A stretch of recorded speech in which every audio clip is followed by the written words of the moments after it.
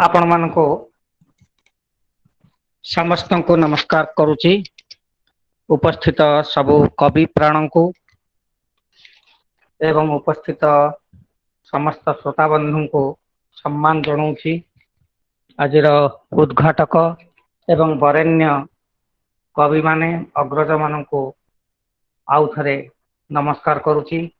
एठी एई आलापरे मते सुजोग देइथिबारु भुवनानंद सार को सम्मान एवं कृतज्ञता जनाऊँची। कविता बापा बरगछ। बापांको कथा मने पड़िले मते दिशि जाए गाँ मुंडर से झांजी झाउला बरगछ। अझटिया अमानिया चाहिदार दाउ दाउ खरापु शीतल नीरवतारे कोलेई निये बरगछ। जेमिति आम उदंडपणर स्वप्न जड़ऊ छाती रे जाबुड़ी धरती बापा। अझटिया अमानिया चाहिदार दाउ दाउ खरापु शीतल नीरवतारे कोलेई निये बरगछ। जेमिति आम उदंडपणर पणकु स्वप्न जड़ू छाती रे जाबुड़ी धरती बापा।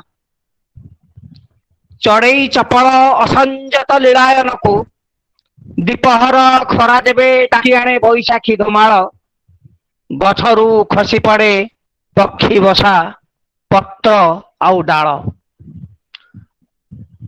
आम उदाम कैशोरर माया मंचरे समस्तंक अगोचरे बापा झरई दियंती केई टोपा लुह अभावी जीवनर।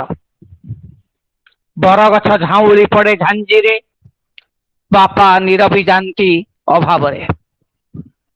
बरगछ को खरा कि धुमाल कौन बुकेई पड़िबो ता भंगा डाल तो आसंता कालीर ओहळ। बापांको कौन अभाव भांगी पारिबो तांको आखिर लुह तो आम छलमल जीवनर सकाळ काकर। बापा सर्जनार बरगछ। बापा सर्जनार बरगछ अभाव नीरवी भावरे उछुलुथवा बात्सल्यर जतिपात। बापा जीवन पथरे निदाघ जर्जर यात्रा पाई बुधर संगीत। बापांक कथा मने पड़िले मते दिशि जाए गाँ मुंडर छांजी झाउला सेई बरगछ। जी अनंत को मेली दिए हाथ दवा पाई जीवन को सबुज संकेत। जी अनंत को मेली दिए हाथ दवा पाई जीवन को सबुज संकेत।